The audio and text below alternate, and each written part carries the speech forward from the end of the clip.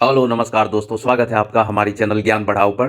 दोस्तों, आज का हमारा टॉपिक है इतिहास को भविष्य के मार्गदर्शन के रूप में अपनाएं। दोस्तों, इतिहास केवल अतीत की घटनाओं का संग्रह नहीं बल्कि भविष्य के निर्माण की कुंजी है। यह कथन इस बात को दर्शाता है कि यदि हम अपने अतीत से सीख लें तो वर्तमान को सुधार कर एक बेहतर भविष्य गढ़ सकते हैं। इतिहास केवल राजाओं, युद्धों और साम्राज्यों की कहानियां नहीं है, बल्कि यह मानवता के विकास, सभ्यताओं के उत्थान पतन और समाज में परिवर्तन की एक विस्तृत यात्रा है। यह हमें बताता है कि किन नीतियों और विचारों ने समाज को आगे बढ़ाया और किन कारणों से विनाश हुआ। आज के आधुनिक युग में जब तकनीक, वैश्वीकरण और सामाजिक संरचनाओं में तीव्र परिवर्तन हो रहे हैं, इतिहास का महत्व और भी बढ़ जाता है। यह हमें सही निर्णय लेने, सामाजिक स्थिरता बनाए रखने और आर्थिक सांस्कृतिक विकास के मार्ग पर आगे बढ़ने में सहायता करता है। इस विस्तृत टिप्पणी में हम समझेंगे कि इतिहास को भविष्य के मार्गदर्शन के रूप में क्यों और कैसे अपनाया जा सकता है। इतिहास केवल घटनाओं का क्रम नहीं बल्कि सीखने और समझने की प्रक्रिया है। अगर हम अतीत को ठीक से पढ़ें तो हमें पता चलता है कि विभिन्न सभ्यताओं ने अपनी उन्नति और पतन के दौरान क्या सही और क्या गलत किया। हड़प्पा और मोहनजोदड़ो की सभ्यता अत्यंत उन्नत थी। हड़प्पा और मोहनजोदड़ो की सभ्यता अत्यंत उन्नत थी, लेकिन जलवायु परिवर्तन और आंतरिक प्रशासनिक विफलताओं के कारण वह नष्ट हो गई। आज जब जलवायु परिवर्तन एक वैश्विक समस्या है तो हमें इन प्राचीन उदाहरणों से सतर्क रहना चाहिए और सतत विकास, सस्टेनेबल डेवलपमेंट को अपनाना चाहिए। रोमन साम्राज्य अपने चरम पर दुनिया की सबसे शक्तिशाली सभ्यता थी। रोम साम्राज्य अपने चरम पर दुनिया की सबसे शक्तिशाली सभ्यता थी, लेकिन आंतरिक भ्रष्टाचार, अत्यधिक विलासिता और राजनीतिक अस्थिरता के कारण इसका पतन हुआ। यह हमें बताता है कि किसी भी राष्ट्र के लिए नैतिकता और सुशासन अत्यंत आवश्यक है। महाभारत और रामायण से हमें यह शिक्षा मिलती है कि अधर्म और अन्याय की जीत कभी नहीं हो सकती।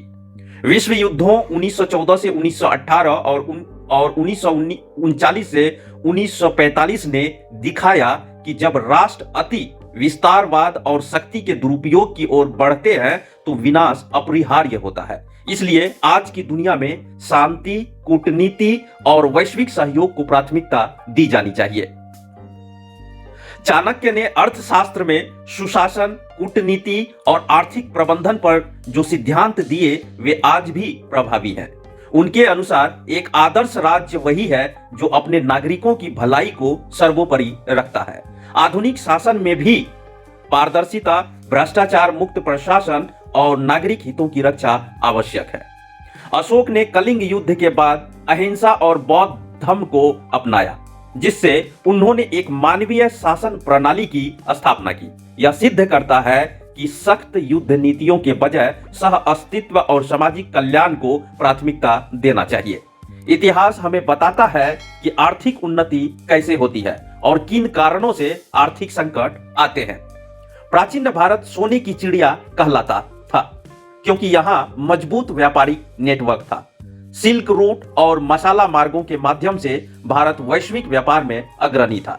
यदि हम आत्मनिर्भर भारत और मेक इन इंडिया जैसी पहल को बढ़ावा दें तो हम अपनी पुरानी आर्थिक महत्ता को पुनः प्राप्त कर सकते हैं। औद्योगिक क्रांति ने आर्थिक विकास किया, लेकिन इससे पूंजीवादी व्यवस्था भी मजबूत हुई, जिससे कई देशों में असमानता बढ़ी। हमें ऐसी नीतियां बनानी चाहिए जो आर्थिक विकास के साथ साथ सामाजिक समानता भी सुनिश्चित करें। हमारे पूर्वज प्रकृति को पूजनीय मानते थे। जल, वायु, भूमि और जंगलों का संरक्षण उनकी जीवन शैली का हिस्सा था। आधुनिक युग में जब ग्लोबल वार्मिंग और प्रदूषण गंभीर समस्याएं बन गई हैं, तो हमें पुनः प्राकृतिक जीवन शैली अपनाने की आवश्यकता है। औद्योगिकरण और जलवायु परिवर्तन। अतीत में कई सभ्यताएं प्राकृतिक आपदाओं के कारण नष्ट हुई। आज अगर हम सतत विकास की नीतियां नहीं अपनाएंगे तो भविष्य में हमें भी गंभीर परिणाम भुगतने पड़ सकते हैं। भारत एक बहुसांस्कृतिक देश है, जहां प्राचीन काल से ही विभिन्न मत, पंथ और धर्मों का सह अस्तित्व रहा है। हमें इस विरासत को बनाए रखना चाहिए और धार्मिक एवं सामाजिक समरसता को बढ़ावा देना चाहिए। राजा राम मोहन राय, ज्योतिबा फूले और महात्मा गांधी जैसे समाज सुधारकों ने जातिवाद, छुआछूत और सामाजिक भेदभाव के खिलाफ आवाज उठाई। आज भी हमें ऐसे सुधारों की आवश्यकता है ताकि समता मूलक समाज का निर्माण किया जा सके। आर्यभट्ट ने शून्य की खोज की, जो आज कंप्यूटर विज्ञान और गणित का आधार है। सुश्रुत और चरक ने आयुर्वेदिक चिकित्सा प्रणाली विकसित की, जो आज भी प्रासंगिक है। आज जब हम कृत्रिम बुद्धिमत्ता, एआई, अंतरिक्ष अनुसंधान और जैव प्रौद्योगिकी में आगे बढ़ रहे हैं, तो हमें यह नहीं भूलना चाहिए कि वैज्ञानिक सोच और अनुसंधान का आधार हमारे इतिहास में ही निहित है। इतिहास हमें सिखाता है कि जब जब समाज ने नैतिकता से समझौता किया, तब तब वह पतन की ओर बढ़ा। इसलिए किसी भी राष्ट्र या समाज के लिए यह आवश्यक है कि वह अपने मूल्यों को बनाए रखे और मानवता को सर्वोच्च प्राथमिकता दे। महात्मा गांधी ने स्वतंत्रता संग्राम में सत्य और अहिंसा को अपनाया। आज भी जब दुनिया में हिंसा और असहिष्णुता बढ़ रही है, गांधी जी के विचार प्रासंगिक बने हुए हैं। इतिहास यह भी दिखाता है कि जिन नेताओं ने नैतिकता और पारदर्शिता को अपनाया, वे अधिक सफल रहे। आधुनिक राजनीति और प्रशासन में भी नैतिकता को प्राथमिकता देनी चाहिए। तो दोस्तों, इतिहास केवल बीते समय का दस्तावेज नहीं, बल्कि भविष्य की दिशा तय करने का साधन है। अगर हम इतिहास से सीख लेकर सही नीतियां अपनाएं, तो हम एक उज्जवल भविष्य का निर्माण कर सकते हैं। चाहे वह आर्थिक सुधार हो, पर्यावरण संरक्षण हो, सामाजिक समरसता हो या वैज्ञानिक प्रगति, हर क्षेत्र में इतिहास हमारे लिए मार्गदर्शक है। इसलिए हमें अतीत की गलतियों से सीख लेकर सफलता के सूत्रों को अपनाकर और आधुनिक संदर्भ में उन्हें लागू करके आगे बढ़ना चाहिए। तभी हम अपने राष्ट्र और समाज को सही दिशा में ले जा सकते हैं। धन्यवाद दोस्तों।